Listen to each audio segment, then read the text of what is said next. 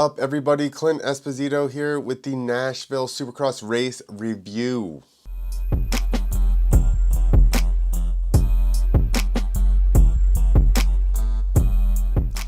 All right, everybody, we're going to start it off with crash breakdown for Cooper Webb.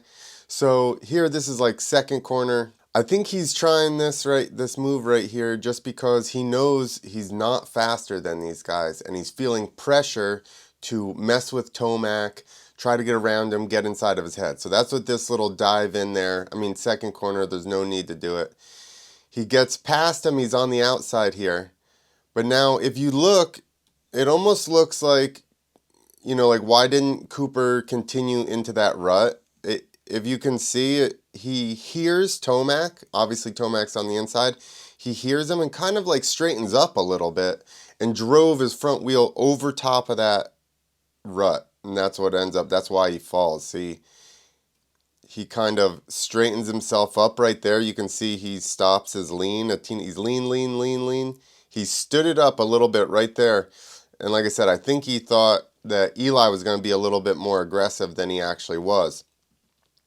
So this is where the problem was. The fall over is not the issue. He just fell over, not a big deal. The problem is AC, first lap, AC is right behind him.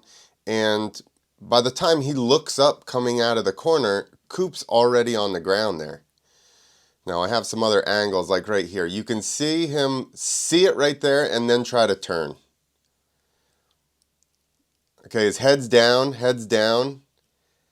and all of a sudden he looks up and he's like, oh shit, Cooper's right there. And you can see him try to turn right here and get out of the way. But, he's already got a handful of throttle shooting him out of the turn, so there's not really very much he could do. So it's very unfortunate for both of those guys because you know that AC's not happy about this either. So you can see he just goes a little bit high, misses the rut. Tomac's even like, did he actually go down? And catches AC, just punching him right in the back of the, I don't think that back tire really did anything. It caught him in the butt, but the front tire definitely, hit him right in the spine and the back of the head. So that's definitely a rough one. Here you can see it again here. He's leaning in, and then he just kind of, like I said, I think he just stands it up a little bit, expecting that Tomac's going to come in there a little bit harder. I mean, if Webb was in that rut, he may have been able, I think there was probably enough room in that second rut where there wouldn't have been an issue. But, that is terrible. Next we got Jason Anderson's crash breakdown. All right, Anderson, not as bad. He just kind of gets a little bit cross-rutted in the G here. And then clips the top of that. The issue is, once we go to the second thing here, it's so high. He's at the top of this jump, so then there's like 6 feet all the way down to the floor, which basically is just an awkward crash. And I'm not sure what ended up hurting on him, but he did, he was having some problems there.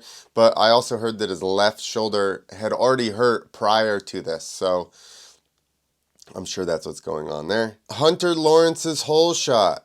Now, if you watch, Hunter actually flinches here, which normally when you do that, you're SOL on a hole shot. But he apparently gets his clutch pulled in enough, and maybe that teeny bit of a roll helped him get the jump. I don't really know, but I am very impressed that this little jump here did not end up screwing him up. And he actually got the hole shot, not even just an okay start. He actually pulled the hole shot, so that was very impressive. And then Hunter, of course, wins the race, takes the 250 East Coast Championship, so that's awesome. And then you even get a little shot of the Lawrence brothers here, or sorry, just Jet cheering him on, so that was cool. Justin Barcia's crash, bummed about this one. Stupid dragon back. Sorry, dyno back. I know the dragons get offended. But, yeah, he just loses traction, it looks like. And kind of endos. If you go back and watch the heat races, he actually endoed really hard off of that thing in the heat races as well. So I think he just lost traction towards the top of it and just endoed over. They didn't really give us that good of a clip to see it, but there it is. Which is also a bummer. I don't know what happened. Nobody's come out and said what's happened to Barcia, although it seemed like he was holding his either his shoulder, his collarbone or something, would be my guess. We got another rate that takeout. All right, this time, another 2 weeks in a row, we get the ever elusive double takeout. Look at that. Double takeout by Kenny Roczen. He didn't even really hit anybody. He just got inside of, I think Max Miller was about to try and dive inside there.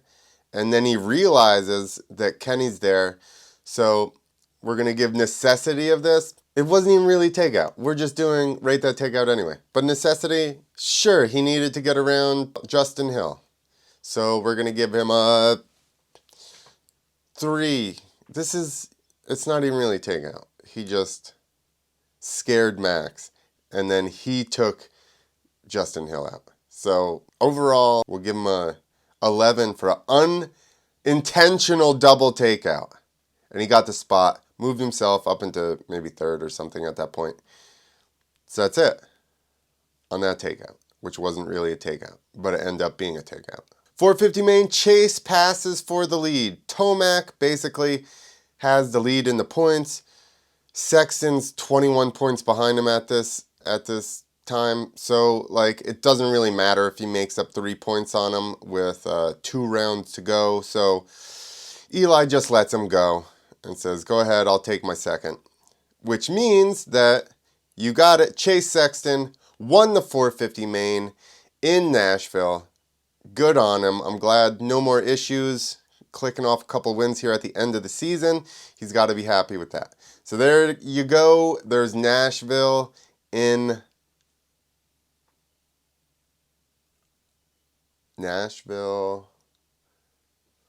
results. Nashville in a bubble. I don't know what I'm trying to say. That's it. That's Nashville. Get out of here.